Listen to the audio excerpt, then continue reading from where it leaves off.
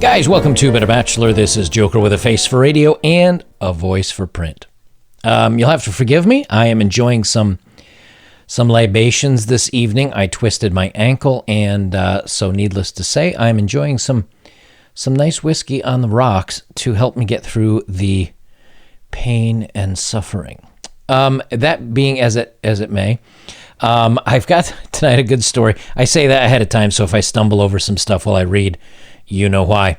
Tonight I have another article written by Rotten Wildflower, who has been sent to me by many of you guys, by a couple of you ladies, and she's actually become a favorite of mine. I like that she's sarcastic and she writes things from a woman's point of view, but she supports kind of what we guys say oftentimes about relationships and how we're looked at. And she's actually been removed from a lot of places. She now has to have a Patreon account to get support because a lot of web pages will not purchase her work anymore because they were getting complaints because a woman was writing things that were negative about shocking women. So this is anyway. Let me get recording on this, because I don't want to get all in and then forget. She says, women should regard men as transactions only. Yes, that's a good thing. Never settle for less. Obviously, sarcasm. She says, yes, ladies, it's 2020. We are all leveled up and will only settle for the top 10% of men. So obviously, the questions we need to ask upon meeting a man of substance are very specific. Namely, what can he do for me? How much money can he give me? How many cars can he buy me? How many luxurious bags and vacations can he give me? How good will his status and job reflect upon me? How jealous can I make my friends with the big rock he gave me? How can I make everyone want to be me? If you go and look at the dating profiles right now, I kind of have to admit that's what it certainly seems like, that it's all about, hey, here's what I bring to the table. Me. That's enough, right? I'm a woman. Look, I bring various body parts. Okay, now what are you going to give me for it? and apparently, some losers will step up and say, oh, okay, but the quality guys are not. As a matter of fact, we're all here enjoying our libations and not participating anymore. She says, time to reveal a big secret. If you view yourself as a parasite that is trying to leech off a man to extract maximum resources from him and then run, who do you think you're going to attract and run into? Do you really think that a man smart enough to reach great heights, who's had to overcome lots of saboteurs and obstacles, will not recognize who you truly are? Do you really think you can outsmart a wise man so much that you're going to bleed him dry while he offers you more and more resources? If you watched my videos that I did about Tommy, you've got, after her supposed plastic surgery and with her makeup and everything, you would look at a woman like that and you say, she's attractive. And then when you hear the attitude and the condescending nature and the speaking down to you as a man, you would say there's going to be a ton of guys that are exactly what she doesn't want. The only guys that are going to put up with her are the guys that she doesn't want, which is guys that say, because some of you said this in the comments, because I read them, I'd smash it and then I'd never talk to her again. Or I might smash it for a weekend and then, call her names and kick her out the door. Right, and that's exactly the type of person she's going to get, is very, very low quality men. Because a good quality man knows he has more to offer than just his finances, and he knows enough not to give away finances because really you're just, at that point, you're a pro. You're just a pro with more steps. So when a guy looks up something on the web, finds a pro, and makes a financial contribution, and he gets a physical contribution, it gets a little intimacy out of that, right? That's it, and you're done. You're out X amount of dollars, and you've gotten the pleasures that you're looking after. Well, when you think you're just going to use a guy for money, and he knows that, And so he says, all right, if this is going to be that kind of transaction, he's never going to respect you. He's never going to like you. He's never going to date you long term. He's never going to marry you. He knows what you are. You're a pro in a fancy girlfriend package. So smart men know this, which is why a lot of guys say, look, if this is the way it's going to be in dating, I'll just go get a professional, because that way I can have a brunette and a blonde and and you just go through the list: tall, short, thick, thin, whatever. You can change it up. And so that's kind of the point that I think that she's hitting here. And I think that's pretty smart.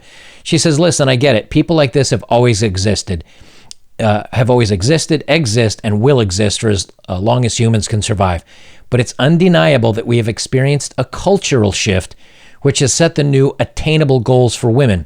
Those attainable goals imply that any average and severely below average woman should demand and is entitled by birthright to marry into financial royalty. Oh man, and this is why I like, if I didn't know any better, I would say that she is a he writing this article, but I've done as much research as I can, and it's a legit, not a chameleon, it is a woman. And so, and that's the thing that gets so many of us guys. It's like, you're literally bringing nothing. Every woman has bobs and vagine. Every single one, barring some very odd circumstances. Every single one. So what and those of us that have dated know that there are differences, but all of it works relatively the same. So what is it that you're bringing unique to the table? That would be your personality, your kindness, your intelligence, your sense of humor, your hobbies, the things that you like to do, the things that make us want to stay with you. Because I have news for you. The fun in the other room, at best, even when you're young and energetic, is maybe half an hour to an hour a day. There's 23 hours, you better be bringing something more to the table, but they don't see it that way. She continues on. Insane female dating standards have created herds of miserable women who run around in circles asking where the good men have gone and why they just can't find the right guy for them. It's been drilled into our brains to never be happy or satisfied with our current situation, to always go out hunting for more and more and more. Who cares that you have found a funny and caring man with a heart of gold who is always there for you? Get more, go get better, go get richer. Yeah. And it's not, we know hypergamy is a natural course of action in the dating world. We know this, but now it's actually being told that it's a good thing and you should be doing it. Go ahead and this is the new norm. And guys, as we see this, we're like, okay, here's the thing. I don't like the way the rules are changing, but I can navigate it. I'm intelligent. You guys are intelligent. We can get around this stuff. We know how to navigate this. How? You tap out. You say, nope, I won't get involved at all. That X amount of fun in the other room is not worth me giving up all these other areas of my life or my financial stability. She continues on, it's funny that standards for a man's heart, character, morals, ethics, and integrity are basically non-existent.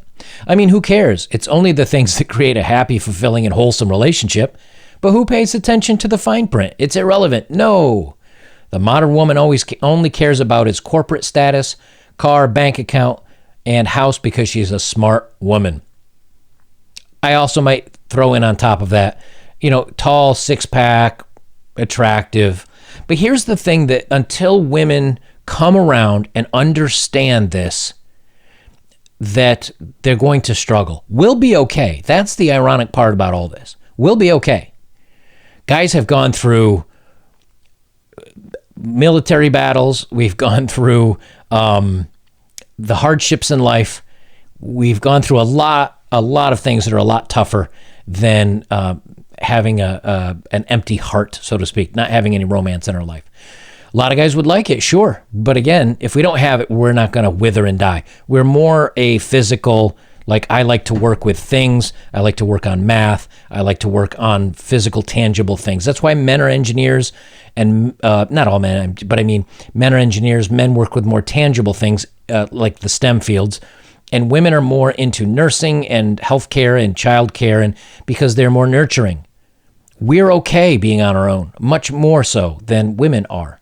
And so at the end of this, the guys are going to walk out saying, man, I wish I had a relationship at one point in my life, or I wish I might have had a family, but it didn't work out for me. Oh, well.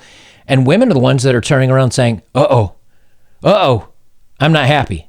I feel like I'm missing out. And with all this independence, women are also realizing, oh my gosh, I'm going to have to work the rest of my life. Guys, we know this already. We don't have any lifelines. We have to work the rest of our lives. Women didn't. They could marry and they could find a good guy and they could have a family and they would be at home with the kids and nurturing and raising a good household, which most enjoy.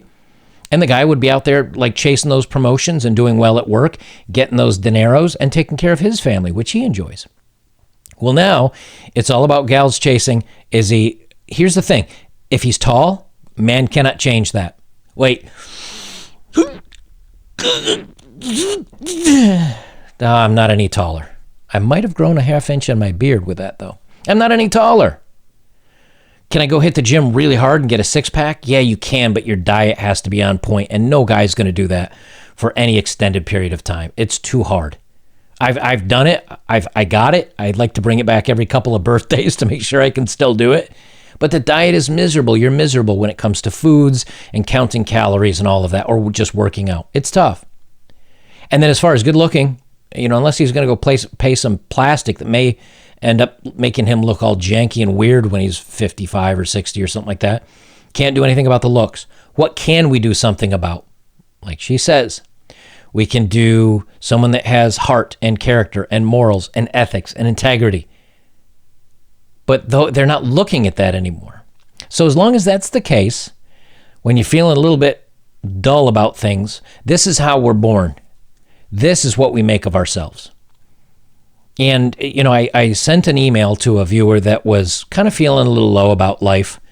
And I said, in the world of the blind, in the land of the blind, the one-eyed man is king because he's the only one with even a little bit of sight. And so whenever you feel that you're down because, I'm not as tall as I'd like to be, I'm not as attractive as I'd like to be, I'm not as athletic, which you can work on to a good degree, but I don't, or you know what, I'm doing my best at my job, but I just haven't got that next promotion. I'm barely scraping any money together. I'm never going to be financially well off. There's someone always that looks at your advantage or looks at what you have and says, I wish I had those advantages.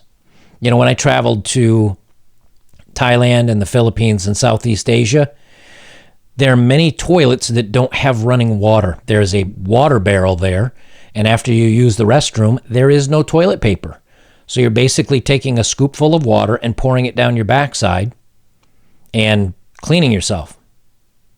And that rainwater is what helps flush the toilet, and that rainwater is what you use for toilet paper. It's not really romantic. And you can't drink water out of the taps. As a matter of fact, in a lot of places, there is no water that comes out of the taps. But if it is, you can't, they use plastic containers of sanitized water to do even their noodles and their soups with, and that's what they boil, and that's what and you can drink that straight away. But they also use that in cooking. So when you say, you know what, things aren't going so well, and I'm so miserable, and I'm unhappy, look next to you. Look the county over, the country over, the guy over there. Everybody's going to have a disadvantage.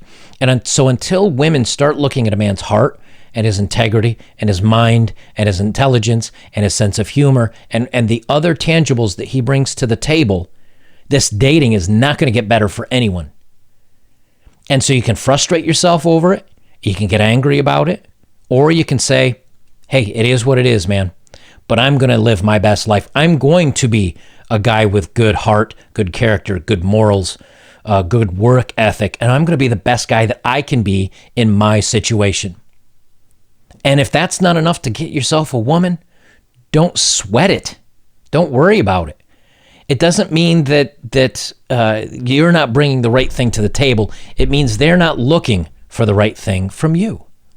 And as long as that's the case, you can go to bed at night feeling good about yourself, knowing you're the best person that you could be in this particular spot in your life, and keep striving to get better. And I hope that helps some of you that are having some rough days. Guys, if you'd like to support my work, links are below as always. If you have, thank you very much. And the best way you can support me is like, comment, share, subscribe. Check out my older videos and join me over on betterbachelor.locals.com if you'd like to read the forums and if you'd like to join in. It's a great way to support me at $5 a month. I'll leave it there. This is Better Bachelor. I'm Joker. And remember, man, at no previous point in time could you say this as much as you can say this today. It's legit not me. It's her.